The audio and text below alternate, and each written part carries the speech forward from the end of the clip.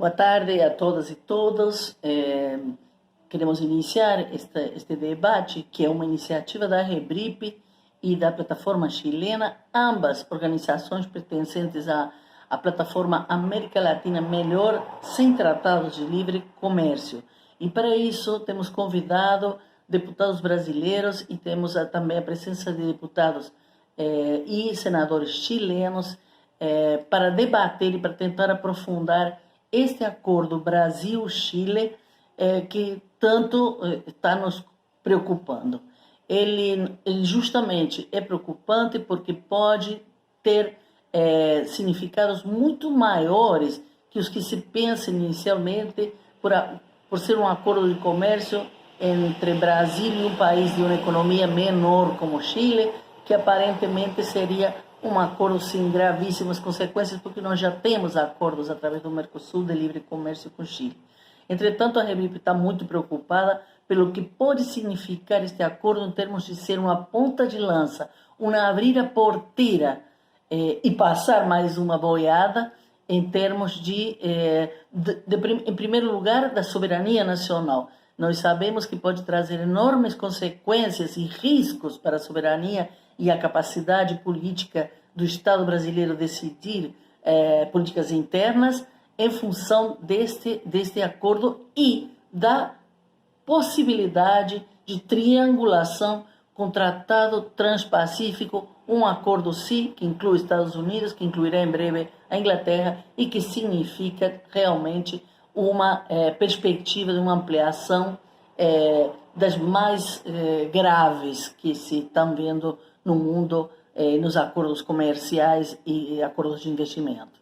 Por outro lado, também temos uma preocupação muito grande em termos de integração regional, que pode significar isto de maior fragilização ainda do Mercosul e da perspectiva de integração regional que desde sempre temos discutido como uma forma de articulação deste mercado regional que pode ser uma alternativa para uma incorporação melhor na globalização e que pode trazer também, enfim, em uma política antineoliberal, uma política posterior à pandemia ou a umas mudanças importantes que teríamos que ter no governo, poderia ter uma política, dentro de uma política externa, de ampliação da soberania e das possibilidades conjuntas de agir frente ao momento grave e dramático da neoliberalização agressiva que vemos no mundo.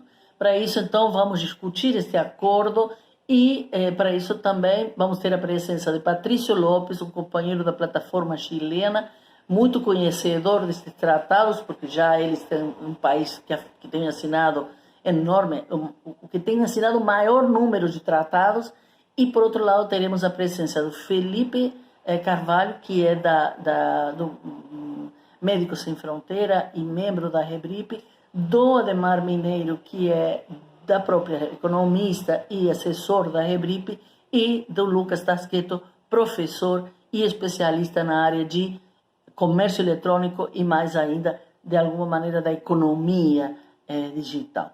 Então, vamos ao debate, a começar por Patrício.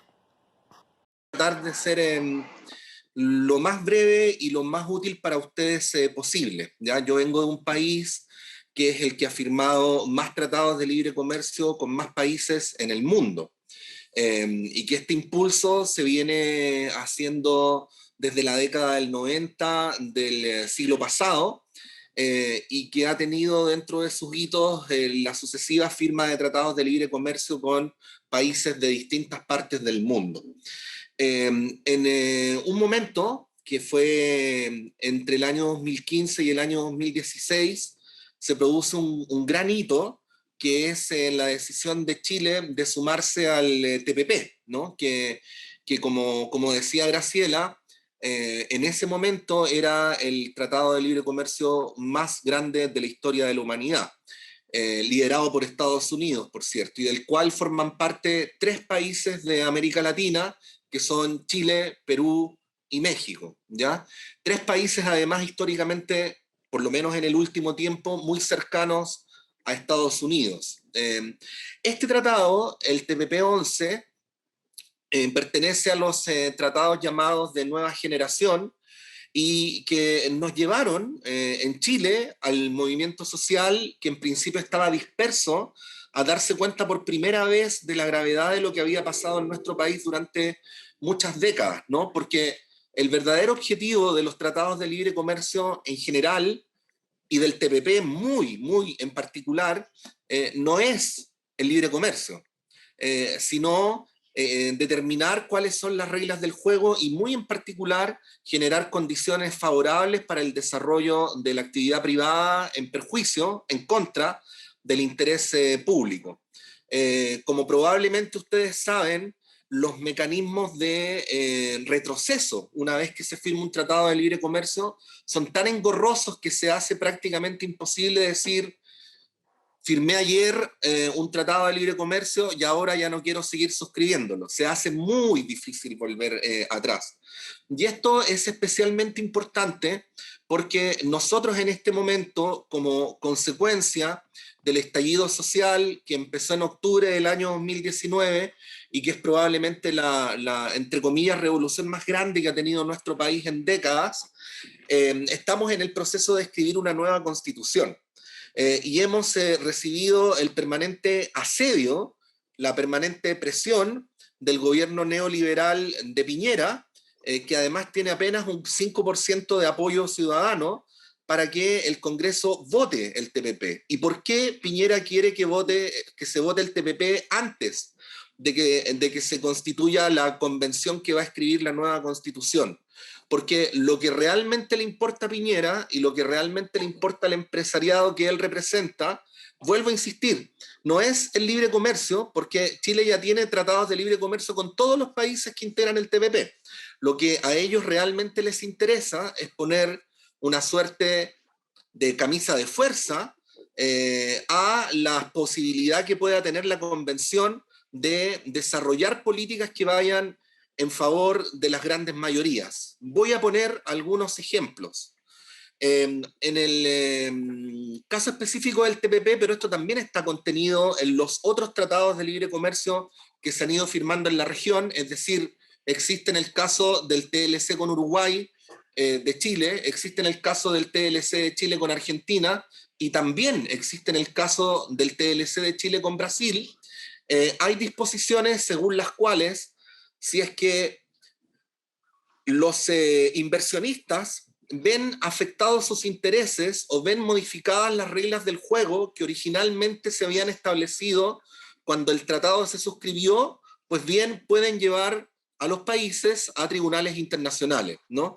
Que no son tribunales internacionales de instituciones políticas como Naciones Unidas, sino son tribunales ad hoc que se crean especialmente para resolver este tipo de cosas y en donde, por lo general, según estudios que, como Graciela conoce, tenemos y que a lo mejor a través de ella o de los compañeros les podemos hacer llegar, por lo general ganan los inversionistas y no ganan los estados, ¿no?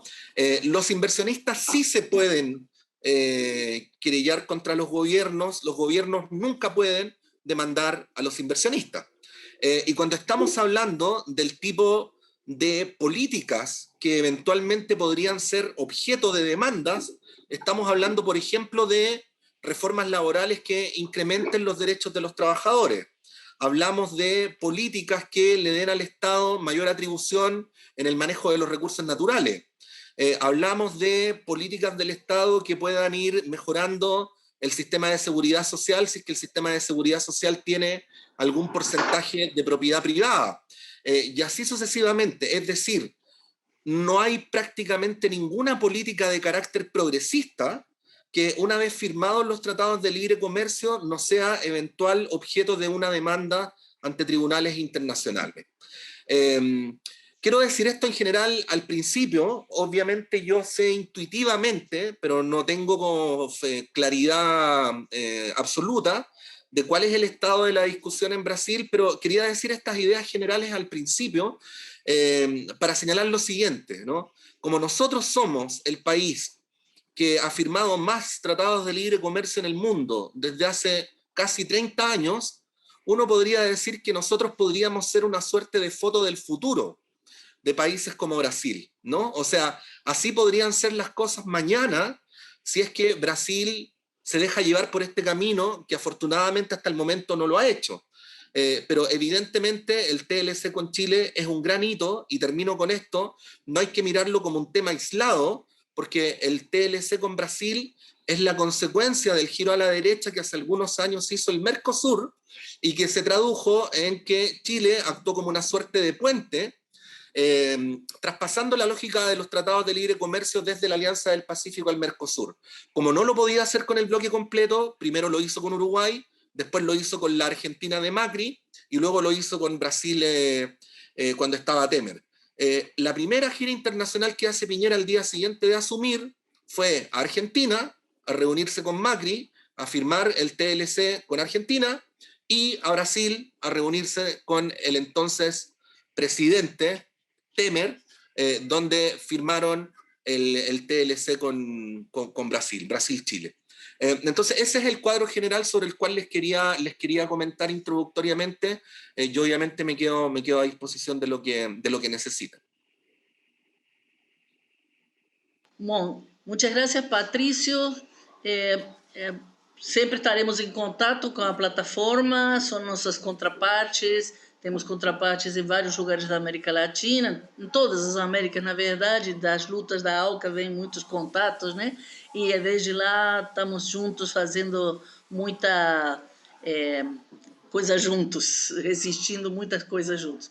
Vou passar então brevemente as 3 falas que a gente planejou, que são companheiros próximos da Rebrip ou da Rebrip, que vão falar sobre esses 3 temas que estão presentes nesses acordos e que estão trazendo muita problemática. O tema, vou passar primeiro para o Felipe. Felipe vai começar falando sobre propriedade intelectual, o tema das patentes, que está muito em dança agora com o tema das vacinas, eventualmente, né?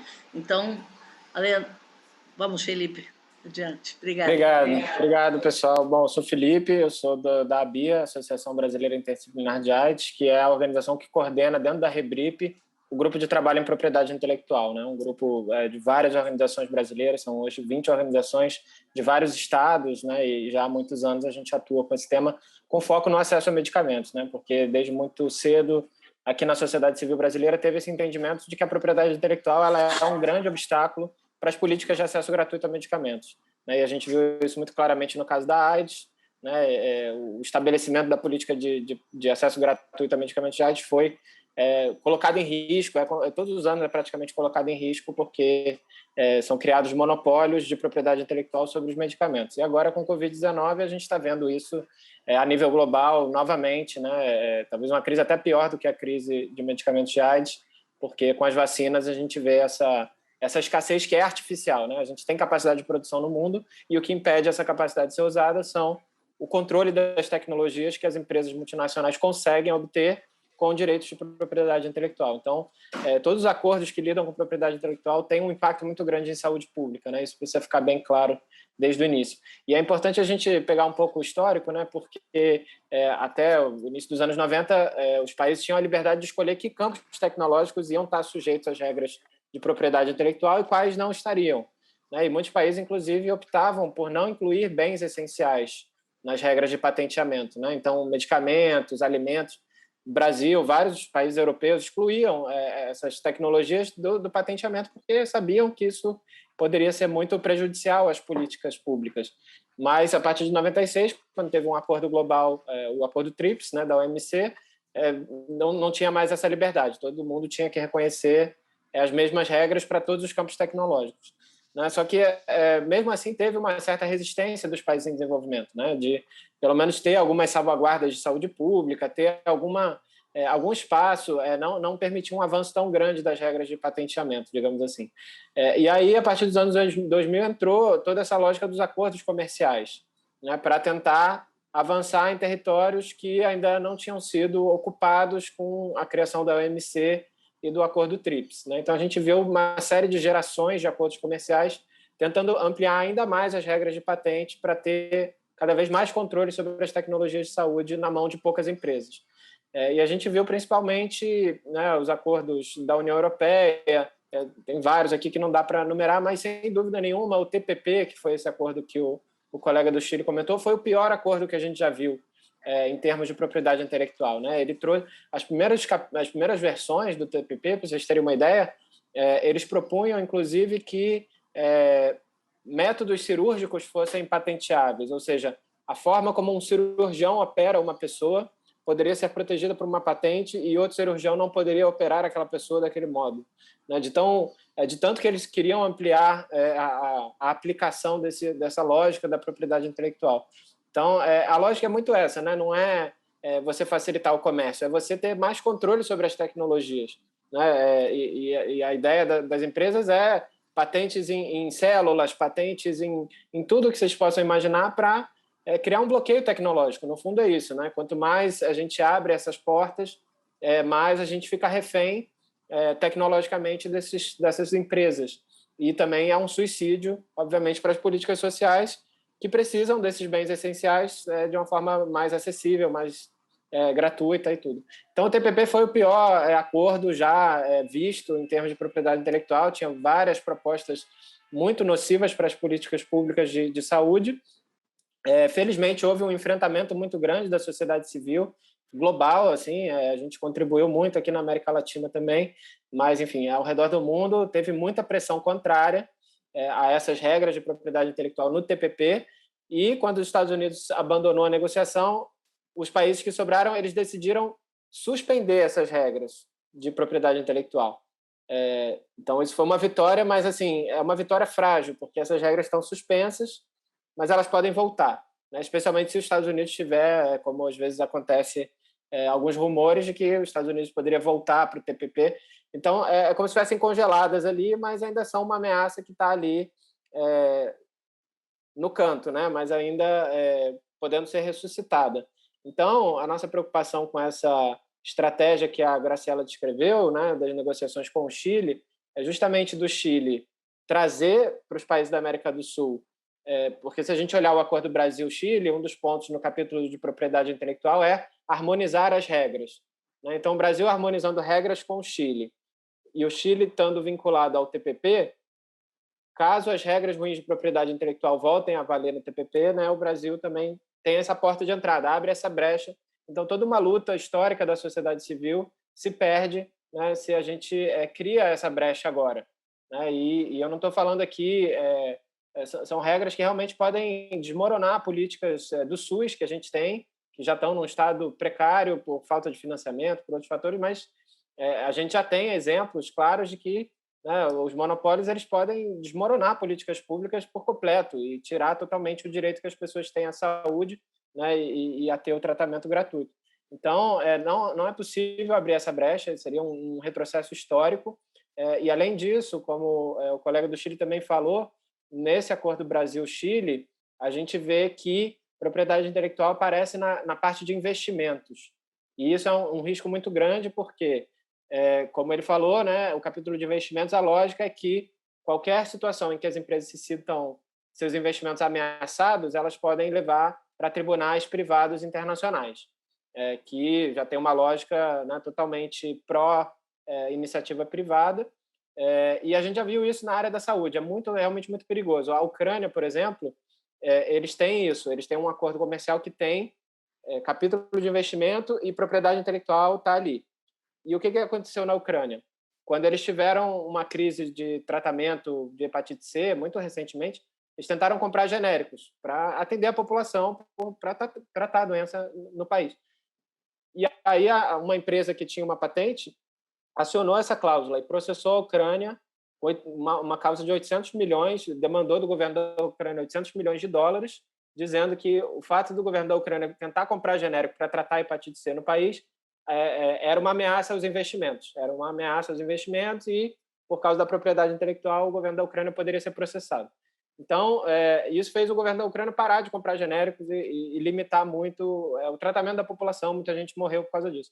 Então, é nesse nível que a gente está falando. Então, tem coisas muito perigosas nesse acordo Brasil-Chile que precisam urgentemente de uma reação dos parlamentares, né? De a gente ter, pelo menos, alinhar essas informações para a gente conseguir conjuntamente denunciar isso e impedir que essas brechas sejam criadas, que elas são muito perigosas para a saúde pública. Obrigado. Obrigado, Felipe. não só os parlamentares têm que denunciar, senão também os movimentos sociais temos que assumir. Então, também estou muito feliz de que estamos conseguindo fazer essa primeira aproximação para a gente poder começar esse caminho de denúncia, que parece que fosse uma coisa menor, mas na verdade é uma questão que, além dos problemas que já temos em termos das políticas internas, cria uma espécie de constituição supranacional. Então, a nossa Constituição está sendo desmontada e ainda por cima temos esta perspectiva de uma Constituição por cima das constituições, né? Então, realmente nós temos que pensar muito seriamente o que isto pode significar para o futuro brasileiro e essas novidades que nos trazem. Vou passar a palavra também, 10 minutinhos, por favor, ao Lucas, que vai falar sobre o tema de e-commerce, que agora também está nos acordos de comércio, está sendo negociado na OMC, e ele vai nos trazer, então, esta perspectiva particular. Obrigado, Lucas. Tudo bem, Graciela? Deixa eu só... Espera aqui. Muito obrigado, Graciela, pela introdução. Queria agradecer o convite da Rebrip, cumprimentar as colegas e os colegas, né? Que bom encontrar alguns rostos conhecidos, Graciela, Jocélio, Ademar, muito tempo que nós não nos vemos pessoalmente, né? E pelo menos nos encontramos nessa ocasião, e cumprimentar também os colegas que eu conheço agora, né? Então, nesse tempinho pequeno, o objetivo é rapidamente esclarecer do que a gente trata propriamente quando nós falamos em comércio eletrônico, né? E reiterar qual o modelo de regulação sobre a matéria que o Acordo Brasil-Chile traz, o que ele representa e os desafios, né, que se colocam a partir daí. Obviamente, vários paralelos podem ser construídos com as falas do Patrício e com as falas do Felipe. Eu acho que tem linhas de continuidade em relação à fala do Felipe, sobretudo nessa linguagem de barreira comercial, né? O que acontece quando a gente pega temas e questões que são de áreas fundamentais de políticas públicas e regulamos sob a perspectiva de comércio, e automaticamente elas viram potencialmente barreiras ao comércio, né? Esse é o grande risco aqui. Vocês já devem ter se deparado com a questão de comércio eletrônico, sobretudo na conexão com o tema da pandemia, né? A gente vê a produção de muitos dados de organizações internacionais, mesmo na mídia, né? Então, o aumento significativo de compras na internet, né? Acho que o Brasil aumentou 20 pontos percentuais só no início do ano passado, em comparação a 2018. Se a gente pegar a última década no Brasil, o uso da internet praticamente dobrou, né? Então, esses dados eles refletem uma tendência que é mundial, mas que têm sido utilizados também de uma forma muito instrumental como justificativa para a necessidade de regras internacionais sobre comércio eletrônico, né? E esse é um debate, eu queria pontuar em dois sentidos. Esse é um debate que, de um lado, eu acho que ele ignora um pouco as profundas desigualdades que existem, tanto domesticamente, né, sobretudo um recorte de gênero, de população rural, de população urbana e de classe social, mas também uma desigualdade entre os países no sistema internacional que se reproduzem também no ambiente online, né? O ambiente online reproduz essas grandes divisões. E, eventualmente, quando esses debates mencionam essas divisões, fazem isso sem prever mecanismos de superação dessas desigualdades, né? A expectativa aqui sempre é que a economia de mercado, de uma maneira mágica, resolva naturalmente essas questões. E, de outro lado, sobretudo, esse é um ponto central, eu acho que o debate sobre o comércio eletrônico, da forma como está colocado pelo mainstream, ele não considera o balanço de ganhadores e de perdedores com esse modelo de regras, né? Modelo de regras tal qual nós temos no acordo Brasil-Chile. Isso é muito importante, porque comércio eletrônico, e aqui eu começo a falar sobre o conceito em si, o comércio eletrônico, como está posto nesse acordo, ele não se trata somente da compra e venda de bens e mercadorias, bens e serviços, né, por meio de plataformas digitais ou mesmo de pagamentos por meios digitais. Esse é um conceito que envolve, sobretudo, aqui está a grande questão, sobretudo uma demanda dos gigantes da tecnologia pela questão da livre circulação de dados. E é justamente em torno da livre circulação de dados que nós temos as regras mais problemáticas hoje nesse acordo, e tanto é por isso que hoje se fala muito mais em comércio digital do que comércio eletrônico, porque é um conceito mais amplo que abarcaria essa linguagem também da livre circulação de dados. Os dados, eu não preciso me aprofundar muito, né? Eles constituem uma enorme vantagem comparativa na concorrência global por inteligência artificial, então o passo está sempre lá na frente, né? Não é o básico do comércio, mas o que virá. e outras tecnologias, como internet das coisas, impressão 3D, blockchain, computação em nuvens, etc. E esse é um setor brutalmente monopolista, né? Brutalmente. No ano 2000, os países desenvolvidos respondiam por 91% das exportações de produtos digitalizáveis, né? Enquanto a participação dos países em desenvolvimento era de apenas 9%, de 1 para 10 praticamente, de 1 para 9 no caso.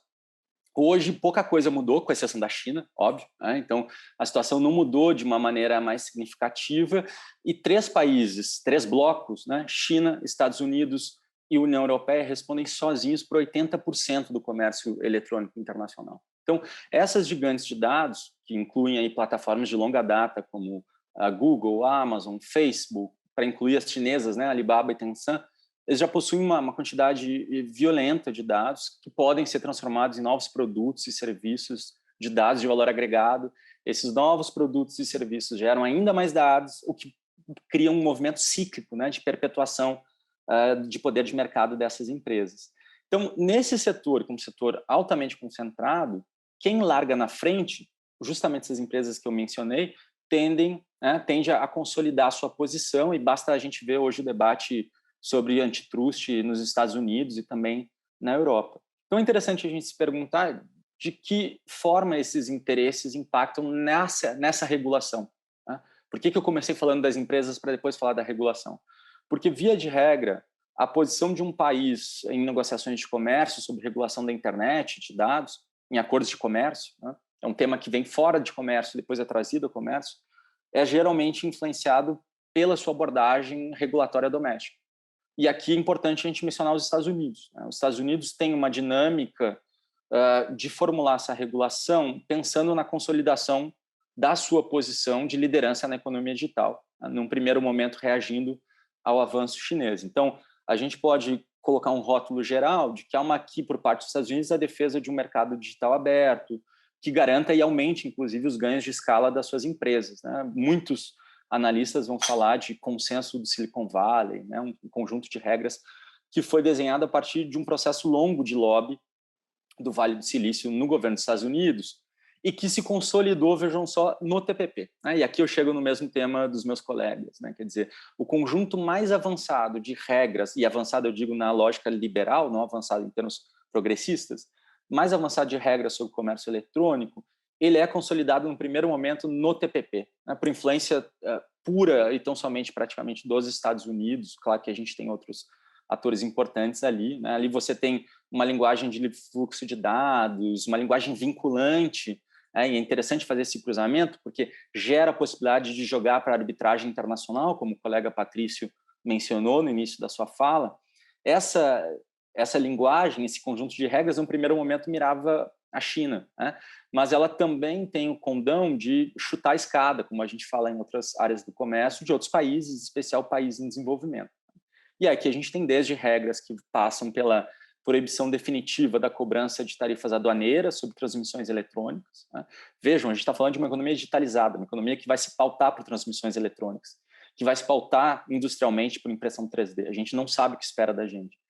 E, desde já, a gente impõe uma moratória permanente, né? Nós temos cálculos, por exemplo, da UNCTAD, que atribuem que 95% da perda de arrecadação dessa moratória recaiam, talvez, sobre países em desenvolvimento. É muito grave essa questão para país em desenvolvimento, país menos desenvolvido. Temos questões sobre proibição de restrições à livre circulação de dados pessoais, o que traz questões de privacidade.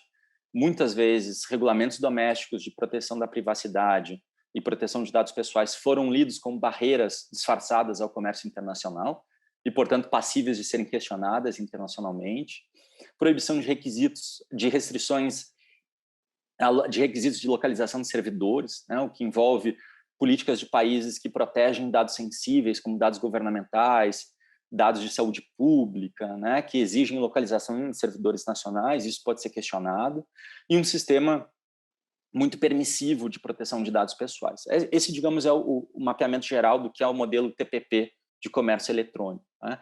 E aí eu pergunto, a gente pode discutir agora, qual é o modelo de regulação adotado no Acordo Brasil-Chile, né? É justamente o modelo da parceria Transpacífica, é justamente o modelo TPP, né, feito sob medida para a realidade dos Estados Unidos, posto na mesa pelo Chile e aceito sem maiores modificações pelo Brasil. Tem 2 ou 3 modificações muito pontuais em relação a esse capítulo no Acordo Brasil-Chile do que está posto nesse capítulo no TPP. Então, isso dentro de um contexto que nós sabemos muito bem, de alinhamento às posições dos Estados Unidos na OMC, né? Uma posição que hoje é lida pelo Ministério da Economia como ofensiva e como um papel de liderança do Brasil nas negociações de comércio eletrônico, né? Então, esse acordo Brasil-Chile, ele adota como referência tanto a estrutura quanto a linguagem do TPP, né? Com as principais regras aqui envolvidas, com 2 ou 3 honrosas exceções que a gente pode discutir em outro momento.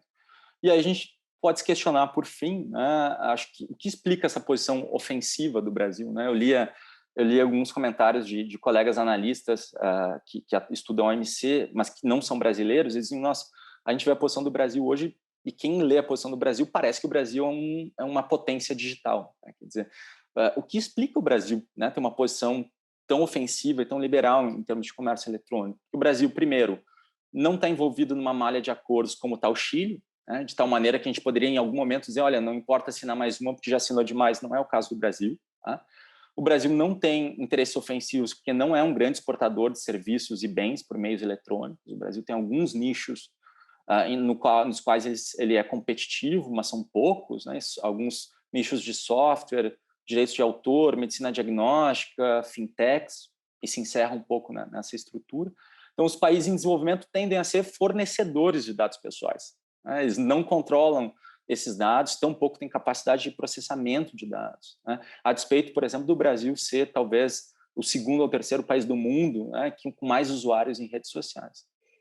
E é interessante a gente cruzar, inclusive, a posição com outros países em desenvolvimento, né? Hoje, Índia e África do Sul deliberadamente não participam dessas negociações sobre o comércio eletrônico. Não é que não tenham posição, não é que não estejam preparados, mas não participam por uma questão política, né? Quer dizer, deliberadamente a escolha é: precisamos de tempo para desenvolver os nossos próprios setores digitais antes que a gente possa considerar negociar, né? Então, para finalizar, só caracterizar, assim como fez o Fabrício em relação à propriedade intelectual, essa é uma área, comércio eletrônico, uma área muito complexa. Primeiro, que ela é ampla.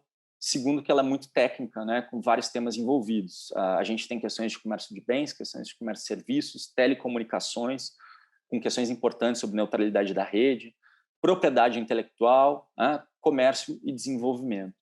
Consequentemente, as implicações para a sociedade também são profundas, né? Implicações para políticas públicas sobre privacidade, proteção de dados pessoais, soberania sobre os dados, cibersegurança, políticas de desenvolvimento e inovação e desafios tributários também sobre economia digital. Então, esses valores que eu coloquei aqui, que são valores de políticas públicas, né, que não a liberdade de comércio, eles passam potencialmente, como foi a fala do Fabrício, né, eles passam potencialmente a serem lidos como barreiras ao comércio e se retira autonomia regulatória sobre esses vários campos. Então, isso gera empecilhos a intervenções regulatórias num setor da economia em que sequer a gente tem ideia de onde vai parar. Esse é um setor, talvez o grande setor em construção, que é o setor da economia digital, né?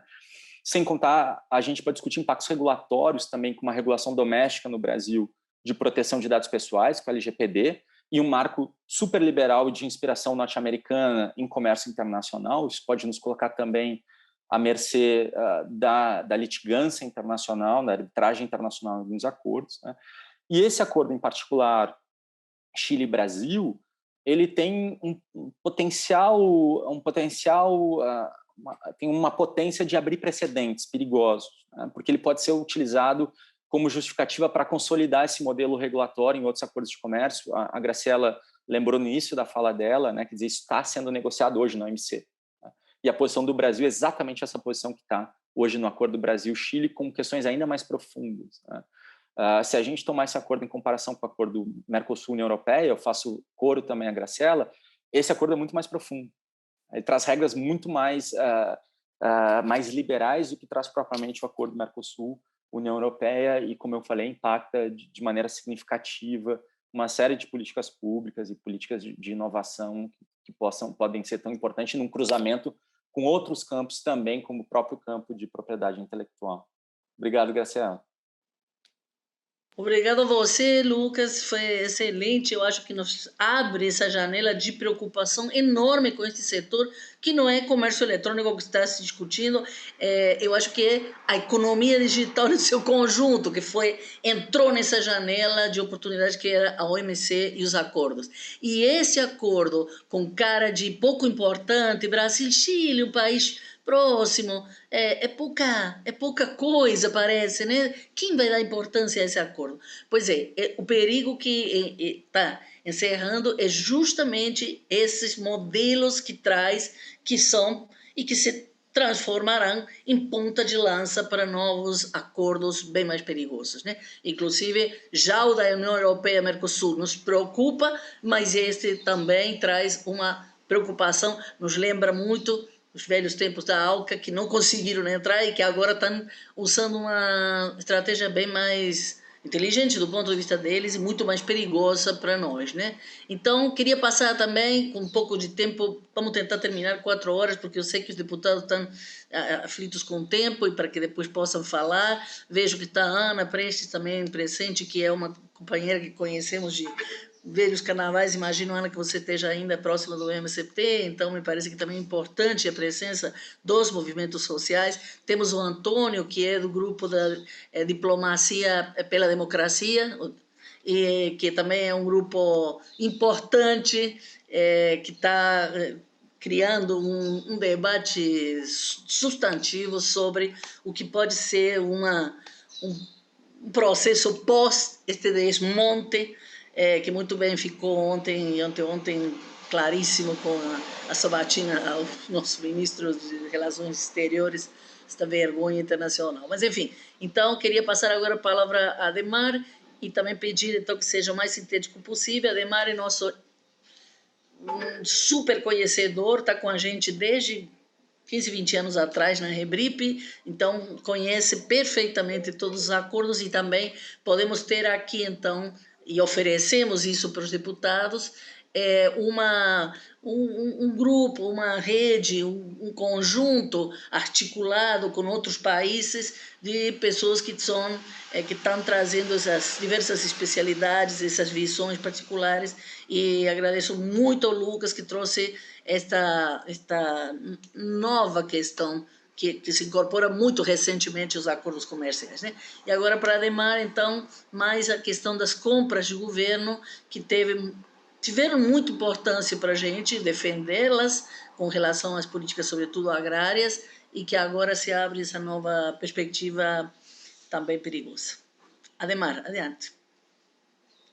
Bom, boa tarde a todos, boa tarde em especial ao Lucas, que eu não vejo há muito tempo, acho que desde a OMC de Buenos Aires, e também agradecer aí a participação dos deputados Glauber e Daniel, eu acho que é importante fazer essa discussão. Eu acho que o Felipe, na apresentação dele, falou o ponto que eu acho que é fundamental aí, que é que esse acordo ele está longe de ser um acordo sobre comércio de mercadorias, até porque o Brasil não pode discutir reduções tarifárias em um acordo com o Chile, porque isso só pode ser feito no âmbito do Mercosul. Então, não é um acordo de bens, de comércio de bens. Não é? É um acordo que trata da harmonização de regras em várias áreas. Não é? E uma harmonização de regras que vai no mesmo sentido do acordo Argentina-Chile, do acordo do Uruguai-Chile, de tentar harmonizar as regras com o que há de mais liberal no nosso continente, que é o Chile, né? Com, digamos, as regras aí que se aproxima a ideia de aproximar o Mercosul da Aliança do Pacífico, né? Que inclui aí Chile, Colômbia, Peru, enfim, os países com uma visão mais liberal. Então, a ideia é aproximar o Brasil desse grupo de países. No caso de... Aí eu acho que tem duas coisas que são importantes. Uma, o Lucas falou, que é a questão da preocupação com os investidores. Acho que o Felipe também falou isso na apresentação dele. Então, tem muita coisa desse acordo que, na verdade, são garantias que são dadas aos investidores. A gente acompanhou aí, na época que teve a encampação das refinarias que eram da Petrobras na Bolívia, a possibilidade que a Petrobras tinha de recorrer a um acordo de livre comércio entre a Holanda e a Bolívia, né? Porque os investimentos da Petrobras eram feitos financeiramente a partir da Holanda. E aí, então, um problema aí do acordo com o Chile é esse, ou seja, qualquer investidor internacional do Mercosul, da China, dos Estados Unidos, um investimento no Brasil a partir do Chile, ele está garantido por esse acordo, né? Porque o acordo tem lá um capítulo amplo de garantias de investimento. E na área de compras governamentais também, ou seja, o acordo é vendido, se vocês verem o release do Itamaraty, o release da chancelaria chilena, algumas reportagens de imprensa que apareceram, o acordo tenta vender a ideia, por exemplo, na área de compras de governo, que o acordo abre os setores de compras de governo dos dois países às micro, pequenas e médias empresas. Ora, a gente sabe que algumas médias empresas participam de licitações internacionais. Micro e pequenas empresas não participam de licitações internacionais, até porque existe um custo associado aí de informação, de trânsito de documentos, etc., que uma micro e pequena empresa dificilmente se propõe a arcar com esses custos. Então, na verdade, quando você abre o setor de compras de governo, você está dando mais uma garantia aí a grandes investidores e especialmente a grandes corporações que estão instaladas nesses países e que podem usufruir do tratado, né?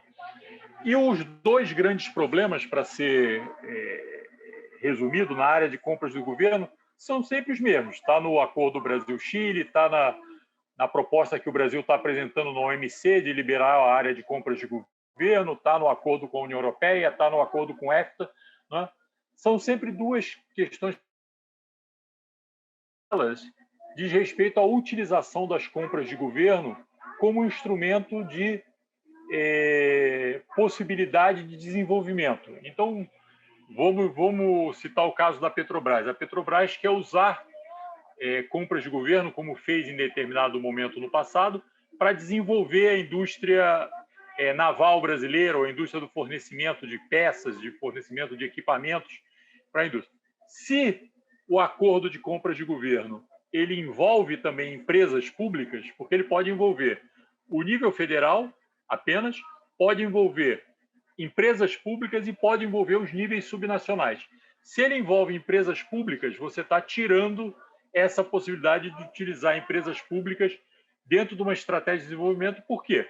Qualquer licitação de empresa pública vai ser sujeita ao que está constando no acordo, que é a obrigação também desse sócio internacional de participar com as suas empresas e, complemento, com as empresas internacionais instaladas nele dentro dessas licitações na área de compras públicas, não é? O que é o primeiro problema.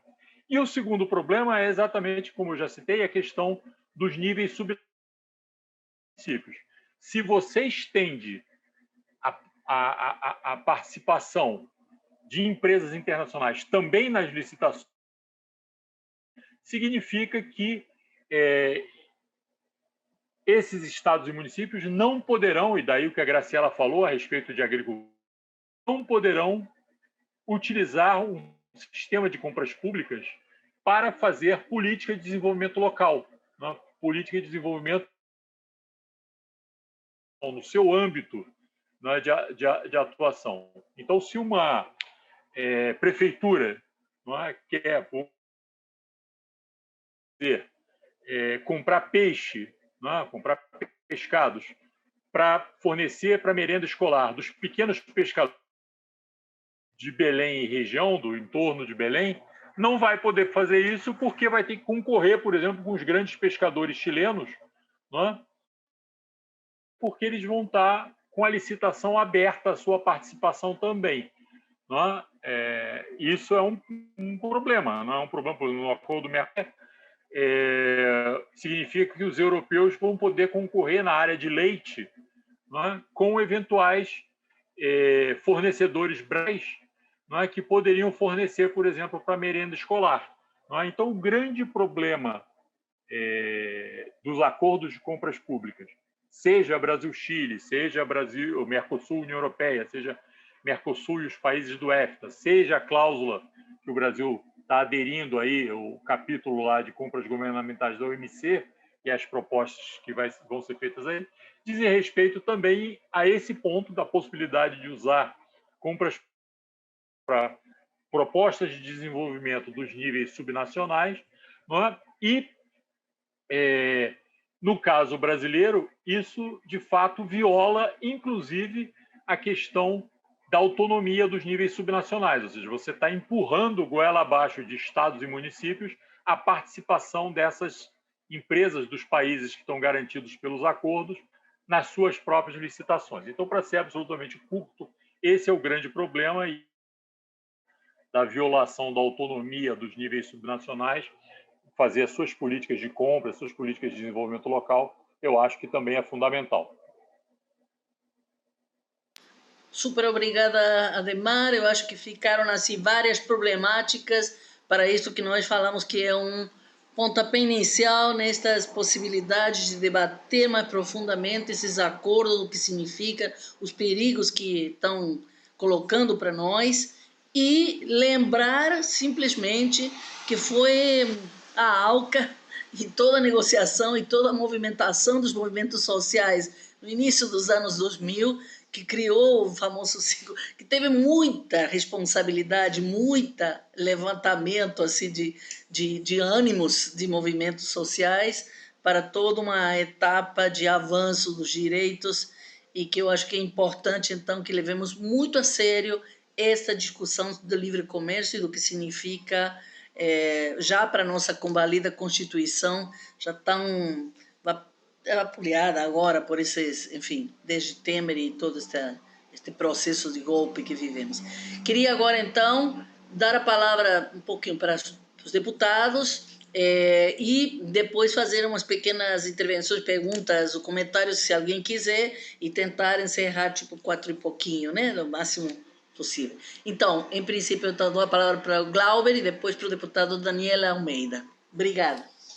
Graciela, eu que agradeço, muito obrigado, cumprimentar o deputado Daniel aqui também, cumprimentar todos e todas que estão na sala e agradecer por essa oportunidade da gente estar tendo essa troca, porque as intervenções do Ademar, do Lucas, do Patrício e do Felipe só vieram a reforçar as preocupações que a gente já tinha, mas com certeza com uma profundidade muito maior a partir de uma avaliação dos temas de maneira que pudesse trazer não só reflexões, mas uma capacidade maior de intervenção dos nossos mandatos.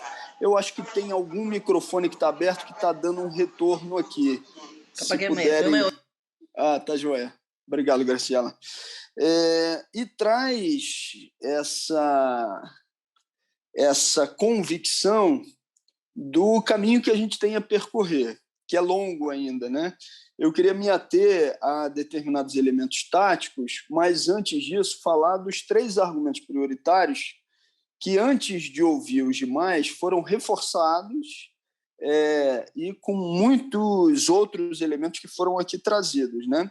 O primeiro é o estágio que a gente está de deliberação de votações na Câmara dos Deputados, né? Ou seja, você está no momento em uma pandemia onde matérias são colocadas sob regime de urgência para serem apreciadas no plenário da Câmara sem a possibilidade de ser feita nenhuma discussão mais profunda sobre o conjunto dos temas. Não ser feito isso que está sendo realizado aqui, que está sendo feito aqui entre nós. Audiências públicas nas respectivas comissões, pelas quais um tema como esse teria que necessariamente passar, como Comissão de Relações Exteriores, como a própria Comissão de Constituição e Justiça, como as comissões que têm uma relação direta com o desenvolvimento econômico. Não houve esse trabalho prévio para uma deliberação que pudesse ser considerada consequente. E mais do que isso, né, a gente está vivenciando no Brasil, e eu imagino que em outros países da América Latina algo esteja passando de maneira muito parecida, que é uma tentativa de passar a boiada se utilizando da pandemia para fazê-lo. E ainda com argumentos, porque alguns liberais não têm nem vergonha de fazê-lo, com o argumento de que as medidas que estão sendo adotadas têm alguma relação com a pandemia, porque indiretamente vão auxiliar as pessoas, as comunidades, se essas medidas vierem a ser implementadas. A gente teve a aprovação da autonomia do Banco Central, a gente teve o marco do gás, que é mais uma etapa de expoliação, tudo nesse período, de expoliação dos recursos naturais do Brasil. A gente teve a votação do veto que tratava da privatização da água e do saneamento. A gente acabou de ter a PEC 186, que foi um ataque também ao Estado nas suas garantias sociais. Não dá para se votar uma matéria como essa, desse acordo entre Brasil e Chile, num momento como esse que a gente está vivenciando, onde nem as mobilizações populares podem estar sendo realizadas para exercer qualquer tipo de influência ou de resistência à aprovação. Porque nem o que é a audiência com a participação de parlamentares presencialmente não está podendo ser realizada no conjunto dos seus espaços. O que a gente passou no final do ano passado e no início desse ano são urgências atropeladas sendo apreciadas, votadas para que as matérias viessem imediatamente para o plenário. E isso, num cenário da complexidade de temas, inclusive que nós não necessariamente dominamos, como foi trazido aqui pelo Lucas, se torna ainda mais grave. O Patrício reforça o nosso segundo argumento, né, que o acordo, além de gerar responsabilidades que não estão sendo nem percebidas pelos parlamentares, ele vai no sentido de fazer o que o governo Bolsonaro já tem tentado, que é um enfraquecimento ou um ferimento de morte do próprio Mercosul e de uma articulação que seja altiva entre os países da América do Sul, né? E, além disso, o terceiro argumento, que esteve presente em todas as falas, na do Felipe, quando fala da quebra de patentes e na fala do Adhemar, é um processo de liberalização que pode ser sem precedentes, sem nenhuma avaliação de impacto objetivo em relação ao que vai ter para a economia brasileira, já vivenciando mazelas profundas no período em que a gente está atravessando. Dito isso, eu queria fazer algumas propostas táticas, né? Porque avaliando que no objetivo estratégico de derrotar essa medida, que é aí mais um componente da agenda ultraliberal do governo de Bolsonaro, na figura de Paulo Guedes, a gente já tem acordo. Agora, taticamente, acho que isso que a gente está tendo a oportunidade de estar fazendo hoje, se for possível vocês fazerem com o conjunto das lideranças, primeiro, da oposição e da minoria, né? Assumiu agora o deputado Molon, a liderança da oposição, Marcelo Freixo, liderança da minoria, porque eu acho que tem que ter um maior cuidado por parte da própria oposição em estudar a matéria, em poder fazer intervenções mais duras e obstrutivas para que essa matéria não venha a ser pautada e deliberada. E uma segunda sugestão: mesmo se a oposição estiver mobilizada, motivada, não vai ser suficiente para barrar a matéria no plenário. Então, com uma votação como essa, tem outros setores específicos de gente que não é da oposição que vão estar sendo diretamente afetados. Por exemplo, utilizando o exemplo aqui do Adhemar, a turma que representa os interesses do setor de leite, não necessariamente do pequeno. Com a votação de uma matéria como essa, vai ter os interesses que eles representam, que não são os nossos, porque a gente vai votar contra por convicção, diretamente ameaçados. Então, se esses setores identificados e procurados e tendo uma conversa franca, como vocês fizeram aqui, eu acho que a gente pode gerar dificuldades para que essa matéria seja votada, ainda mais nas circunstâncias que a gente está vivenciando. Agradeço demais. Para mim, foi fundamental para poder fazer uma intervenção mais qualificada sobre a matéria. Obrigada, Glauber. Passo a palavra para o Daniel e depois comentamos e abrimos um pouquinho. Obrigado, Daniel, pela presença. Graziela, te cumprimentar pela realização desse encontro, cumprimentar a Ana Prestes, que está aí também nos acompanhando e que me estimulou muito a participar dessa nossa conversa. A bancada do PCdoB, o meu líder, Renildo Calheiros, que tinha interesse também em acompanhar e participar, ele está muito interessado, não pôde, mas me pediu que falasse aqui em nome da bancada e do empenho da bancada para acompanhar este tema, a todas as exposições muito esclarecedoras do Patrício, do Felipe, Lucas e Ademar. Confesso que não tinha me debruçado ainda sobre o mérito desse acordo, e a preocupação é muito, muito grande, forte. Meu companheiro Glauber, que já expôs aí um ponto de vista muito coincidente com aquilo que nós pensamos e com os encaminhamentos que eu penso que também são absolutamente pertinentes. Fica absolutamente claro que está em curso esse esforço de implementar essas políticas ultraliberais. É um passo adiante. O Chile é um caminho para essa conexão que eles querem fazer de submissão do Brasil aos interesses dos Estados Unidos. Os movimentos são sempre nessa direção. Não precisa a gente falar aqui do desastre que é a política externa brasileira. Nós não temos ministro no Itamaraty.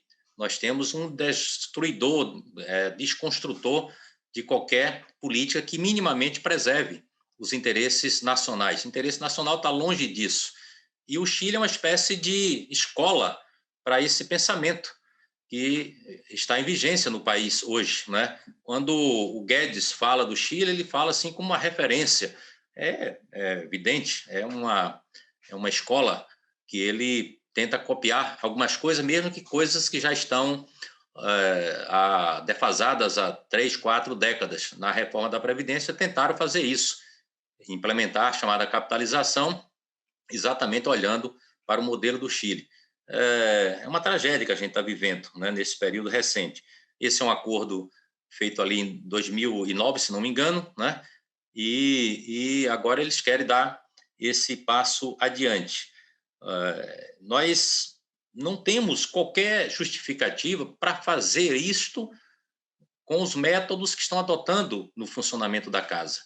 Diante da pandemia, tratar de temas que, às vezes, não é incomum acordos ficarem ali em debate no Congresso por anos seguidos, né? Porque em cada debate se verifica que não há o interesse nacional e não há a oportunidade de fazer, né, a deliberação sobre essas matérias. Fazer dessa forma não tem absolutamente qualquer justificativo. Como o Glauber acabou de falar, isso aí poderia justificar, inclusive, uma comissão especial. Ele teria que passar pelo menos em umas 4 comissões temáticas da casa num ambiente natural. Eu fui presidente da Comissão de Direitos Econômicos. Várias vezes nós discutimos acordos bilaterais, né? E às vezes se discutiu isso durante meses seguidos, né? Até chegar a uma conclusão, ou às vezes não chegar a conclusão nenhuma, não colocar em votação. Portanto, não tem cabimento. Penso que, taticamente, isso que o Glauber expôs aí. Tem uma mobilização dos líderes da oposição e da minoria, não terá dificuldade de fazermos isso, porque, infelizmente, a urgência já foi aprovada no último dia 3, não é? Mas não quer dizer que isso implique que tenha que botar na pauta imediatamente. Nós já tivemos casos de matérias de urgência que foi possível segurar durante um longo período, até cair no esquecimento. Buscar outros líderes, não basta os líderes da oposição, tem que fazer esse esforço de conectar com cada líder. Nós temos possibilidade de fazer isso. Talvez levar um documento mais elaborado, sinteticamente elaborado, sobre os elementos mais graves desse acordo. Então, pegar um documento bem sintético, com pontos, ponto A, B, C, né? 1, 2, 3, 10 pontos.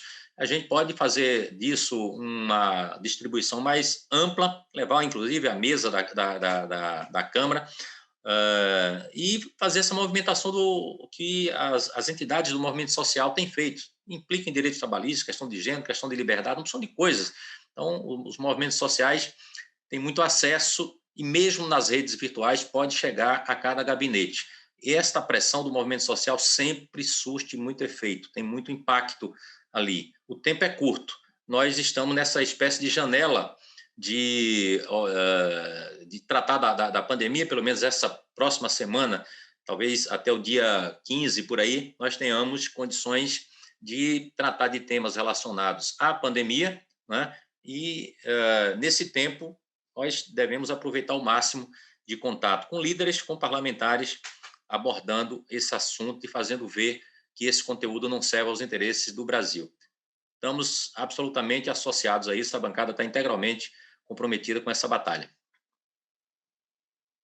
Obrigado, deputado Daniel Almeida, obrigado, Glauber Braga. Acho que estamos assim já neste ponto inicial, isto para nós é um pontapé desse debate que não só vai ser até a aprovação, até a colocação em votação, que tem grandes chances de passar, né? Já sabemos disso, mas também posteriormente para ser frente ao processo todo do que significará nesses acordos. Mas eu tomo a palavra de vocês, já anotei aqui, surgem muitas propostas, surgem várias questões do que podemos fazer em torno às comissões de direitos econômicos, de defesa da soberania, enfim, a própria Comissão de Relações Exteriores, né? Enfim, e ver a liderança da minoria, a liderança da oposição, enfim, criar ali um âmbito maior para esse debate.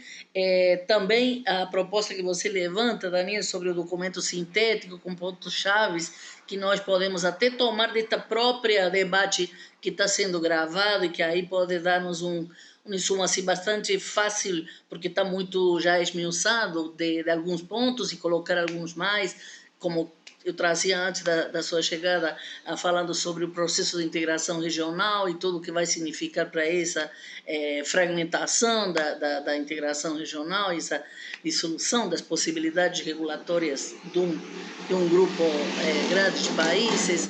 Enfim, várias questões que estão também nesta discussão. Então, agora queria abrir um pouquinho, no possível que vocês possam estar, se vocês não têm que sair, nós entendemos, mas o importante é que daqui já está saindo este primeiro entendimento e estas propostas que a gente vai tentar levar adiante, tá certo? Então, fiquem aí também atentos para tentar nos ajudar, porque vocês poderão ser a nossa ponta de lança dentro da própria Câmara, e se a gente conseguir marcar com um pouco mais de tempo, ter um pouco mais de espaço para trabalhar o convencimento dos parlamentares da importância dessas discussões.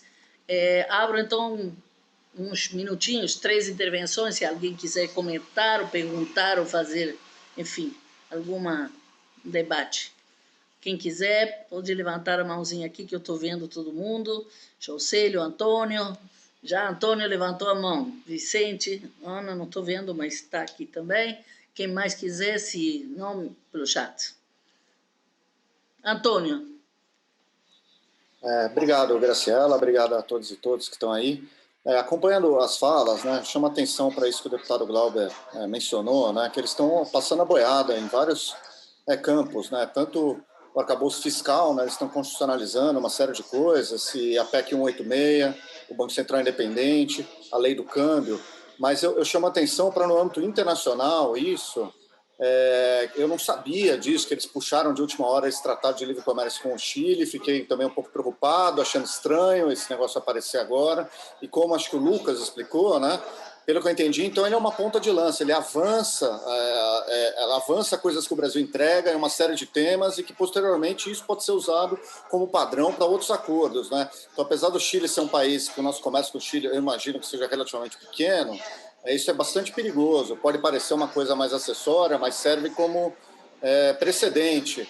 Mas eu chamo muito a atenção de vocês para os acordos que nós estamos nos comprometendo na OCDE, e na OMC, sem passar pelo Congresso. Tá? A OCDE não é um foro de troca de informações, de troca de debates. São mais de 230 acordos que os países se comprometem, acordos na área nuclear, na área química, na área energética. A lei do câmbio é um pouco decorrência do acordo de liberalização de capitais da OCDE. Então, eles estão se comprometendo lá fora com algumas coisas em que a gente vai ficar sabendo lá na frente e, enfim, depois é muito difícil não é muito difícil. Depois tem um custo político, internacional e interno para você abrir mão dessas coisas que estão sendo acordadas agora. Na OMC é a mesma coisa, acho que foi comentado aí também, a gente submeteu proposta agora para o acordo de compras governamentais. Essa proposta, eu não vi essa proposta, eu não sei o que tem lá, eu não sei se vocês já viram essa proposta, mas tem que ficar em cima desse pessoal, porque é inacreditável o país numa crise econômica do tamanho que nós estamos, com o desemprego, com a precariedade, com a informalidade. Eles querem abrir ainda mais o nosso mercado para as empresas estrangeiras poderem tomar conta das licitações governamentais com uns argumentos bastante discutíveis, né, como vai baixar os custos, vai eliminar a corrupção, coisas assim, que são bem questionáveis, né? Para não falar na perda de empregos, na perda de desenvolvimento da capacidade produtiva local, etc. Então, é só agradecer aí o convite e dizer que é isso aí mesmo, tem que ficar em cima desse pessoal, convocar o Congresso, convoca o subsecretário de Assuntos Econômicos do Itamaraty, convoca o secretário de Economia Internacional do Ministério da Fazenda, fique em cima, bota pressão nesse pessoal, porque eles estão aproveitando para amarrar o Brasil de diversas formas a compromisso que lá na frente vai dar trabalho a gente desbaratar para poder tocar um projeto de desenvolvimento, que eu acho que é onde todo mundo aqui tem um grande consenso, né? Então, obrigado. Obrigada, Antônio. Antônio não se apresentou, mas ele é da representação da Diplomacia para a Democracia, que é enfim. Antônio, explica um pouquinho, porque eu acho que é interessante para os deputados saber. Tá bom, perdão. Eu sou diplomata, na verdade, tá? Eu tive mais de muitos anos na área econômica do Itamaraty. Eu estou licenciado desde 2014, 2015. Minha licença termina daqui a pouco. E no ano passado eu abri um instituto, um fórum virtual de debates que chama Diplomacia para a Democracia, e a gente tem lá uma série de propostas para a política externa, formulamos uma série de debates, e tenho ajuda informal de alguns outros colegas diplomatas, mas estou tocando basicamente sozinho isso, e é uma iniciativa que um pouco quixotesca e tal, sem grandes estruturas, sem financiamento, sem nada, mas a gente está conseguindo fazer um bom trabalho. Eu vou deixar o link aqui no bate-papo aí. Agradeço, Graciela. Obrigado. Obrigado a você, Antônio. E nós sabemos que esta pequena iniciativa nossa acabou dando também pé para que vários diplomatas comentassem, tivessem circulação desse debate. Algum pode estar vendo no Facebook, porque também está aparecendo para um público, além do que está aqui na sala, está aparecendo no Facebook, vai ficar gravado e depois vamos ter esta conversa para maiores ou futuras necessidades de outros grupos. A próxima pessoa a falar, Jocélio. Estruturas quixotescas também crescem e se multiplicam, e nós, REBRIP, somos uma delas. Então, que bom poder contar com tanta gente, 2 excelentes deputados com proposta que nos entusiasma. A perspectiva de continuidade é tudo que nos interessa nesse momento, como REBRIP. Parabéns, Graciela, pela organização, e comentar 2 aspectos que nós analisamos durante o pedido de urgência. Por que tanta urgência? Primeiro, porque, passando um primeiro acordo como esse, vem a boiada, e esse governo gosta de boiada. Passa um primeiro acordo e depois se multiplica em novos outros assinados sem nenhum tipo de discussão. Segundo, aquela história da ponta de lança mesmo, né? Quer dizer, um acordo como esse, ele vai trazer as consequências que depois é fácil você administrar nos outros acordos propostas semelhantes. É ruim, não pode ser aprovado, e contem com toda a estrutura da REBRIP, das organizações que compõem a REBRIP na resistência. Obrigado, deputados, por tão boas propostas de continuidade. Então, obrigado, Jocélio, que também nos apresentou, é da Internacional de Serviços Públicos, tem sido durante muito tempo nosso secretário-geral da REBRIP, papel excelente e tem um trabalho internacional da melhor qualidade na área de comércio, tratados de investimentos e outros temas. Então, sugiro também o site da ISP como um lugar onde tem muita informação. Além da Ana, que vai ser a última que se inscreveu para falar, eu queria só mencionar que temos 3 pequeníssimos vídeos de senadores e deputados chilenos que nos enviaram nessa saudação Quando a fala da Ana terminar, eu diria que lhes peço mais 5 minutinhos, vemos os vídeos para que também fiquem gravados na nossa live e que possamos utilizar esse elemento da solidariedade da chilena também para nossa esta articulação e esta luta que empreendemos com esta pequena iniciativa da Rebrip. Ana, por favor. Obrigada, Graciela. Obrigada aos colegas. Estava com a câmera fechada porque estava fazendo 1000 coisas aqui, ajudando as crianças que estão na escola aqui no online, mas acompanhando toda a reunião. Queria dizer só isso, assim, me colocar à disposição, dizer que a gente tem contatos também com parlamentares chilenos, com a Carol Cariola, com a Camila Vallejo, com várias companheiras e companheiros do Chile, com quem a gente tem se atualizado sobre esses temas. E é isso, foi muito proveitoso hoje, anotei quase tudo aqui que foi dito por todos, pelas intervenções principais no sentido de conteúdos, né, de que pode significar esse tratado e a forma como ele está sendo tentado levar, a gente já conhece, né? Trabalho na Câmara, na assessoria da nossa bancada, então acho que o Glauber falou muito, aqui na assessoria com o deputado Daniel Almeida, o deputado Renildo Calheiro, o deputado Pétula, que estão bastante interessados no tema, então, para a gente continuar. Obrigada. Obrigado, Ana. Contamos muito com a colaboração de vários assessores, inclusive que nos ajudaram muito para esta webinar, live, enfim, esta reunião aqui, este encontro virtual, que foi extremamente proveitoso. E agora vou pedir para... Inclusive, queria só comentar, Ana, que esse problema do cuidado das crianças e tudo mais, também vi o filho do Ademar, Antônio, lá atrás na câmera, não só os teus.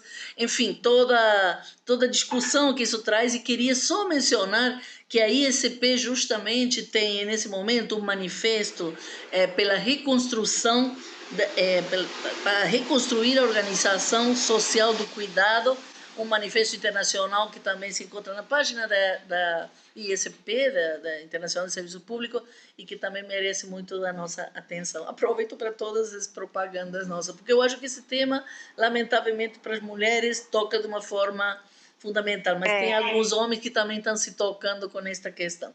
Obrigada, então, aqui a presença... na reunião e fazendo trabalho de terapia com a minha pequena... Isso mesmo. Obrigada, então. Passamos os vídeos, mas já me despeço porque depois dos vídeos encerraremos o encontro, ok? Então, agradecendo também aos deputados chilenos, a Patrício, aos deputados e senadores chilenos, ao Patrício da plataforma chilena, que pertence à plataforma América Latina Melhor Sem TLC, da qual a Rebrip também é parte e que participa em todos os países das Américas, e agradecendo muito a presença dos deputados e das nossas colaborações, especialmente a Lucas, ao Felipe e ao Ademar, e a todos os presentes digamos, conseguimos aprofundar e multiplicar de alguma maneira este debate. Obrigada y buenas tardes a todas y todos. Hola amigas y amigos de Chile y de Brasil. Soy Tomás Hirsch, diputado de Acción Humanista acá en Chile, y quiero enviarles un cálido saludo y los mejores deseos en este intercambio, en este conversatorio que están teniendo ustedes sobre los tratados de libre comercio. Como muchos de ustedes deben saber, yo me he opuesto permanentemente a los tratados de libre comercio porque su concepción es totalmente orientada a beneficiar a los grandes poderes económicos, financieros, farmacéuticos, multinacionales, en desmedro de los pequeños agricultores, campesinos, empresas locales, pueblos originarios que se ven afectados por estos tratados que tienen otros intereses. Me habría gustado mucho estar en este conversatorio, agradezco la invitación que se me hizo. No puedo hacerlo porque estoy acá en sesión en el Congreso en Santiago de Chile, pero les envío un cálido saludo, los mejores deseos en esta conversación y espero poder conocer luego las conclusiones a las que se llegan para impulsarlas también desde acá. Hola, soy Alejandro Navarro, senador de Chile, de la región del Biobío, y quiero enviar un cariñoso saludo a Chile Mejor Sin TLC y a la red REBRIP, y en especial a los parlamentarios que son parte de este debate. Los tratados de libre comercio siempre deben ser discutidos con la ciudadanía, discutidos por los parlamentos y evaluados permanentemente. En Chile se han aprobado, yo voté en contra del tratado junto a Yanna Proboste, actual presidenta del Senado de Chile, del tratado con Brasil. Creo que efectivamente allí hay un grupo de intereses que tienen que ser dilucidados y es muy importante su evaluación. Espero que este foro, este debate, pueda profundizar cómo ha resultado este tratado, cómo ha ido en Brasil y en Chile. Proteger los intereses de los trabajadores del pueblo, los recursos naturales, es necesario, y estos tratados de libre comercio muchas veces atentan contra ellos. Así que un gran saludo, un gran debate, y ojalá nos veamos pronto, luego que termine esta pandemia. Hola, soy Juan Ignacio Latorre, senador de Revolución Democrática, Frente Amplio, en la región de Valparaíso. Quiero enviar un saludo fraterno a la plataforma Chile Mejor Sin TLC y a este encuentro que hay entre Chile y Brasil para analizar los tratados de libre comercio. Acá en Chile y en el Senado particularmente estamos haciendo una resistencia para rechazar el TPP-11, que ya ha sido aprobado en la Cámara de Diputados, lamentablemente, y también en las comisiones donde se tramitó el Senado, pero falta la última votación en la sala. Y el gobierno de Piñera quiere acelerar su puesta en tabla en la sala para ser aprobado antes del proceso constituyente. Y muchos consideramos que este TPP-11 es una camisa de fuerza, es una especie de ley de amarre antes del proceso constituyente para profundizar el neoliberalismo, para profundizar los intereses particulares de las grandes empresas transnacionales que se pueden defender en estos mecanismos de arbitraje entre inversionistas y estados, cuando el Estado decide, por ejemplo, cambiar las reglas del juego y orientar la legislación al bien común, a la protección del medio ambiente, a la protección de los derechos de los trabajadores, a la justicia tributaria, etc., en distintas dimensiones en que puedan verse afectadas los intereses y las expectativas de ganancia de los inversionistas transnacionales. Por eso mismo, yo he estado participando de una serie de plataformas para rechazar el TPP-11, ojalá que no se ponga en tabla y obviamente si se llega a poner en tabla, votar en contra. Un saludo fraterno y que sea fructífera la reunião entre chilenos e brasileños. Um abraço. Então, graças, obrigado a todos. Esse aí foi o saludo do deputado Tomás Hirsch, representante da região metropolitana de Santiago, e o primeiro foi o saludo do senador Alejandro Navarro, da região del Biobío, também chileno, onde nos contam suas experiências e suas preocupações com esse tratado, sobretudo para eles com o TPP, que está na pauta mais perigosa no Chile, né? Então, agradecendo novamente, tomando nota das indicações e das propostas que surgem aqui, feitas pelo Daniel, e feitas pelo Glauber, e feitas em conjunto, eu acho que podemos encerrar agradecendo a todos e com a firme disponibilidade para retomar esses diálogos, retomar esses debates, não só com os deputados, também de uma forma mais ampla com a sociedade civil brasileira e os movimentos sociais. Boa tarde a todas e todos. Obrigada. Boa tarde.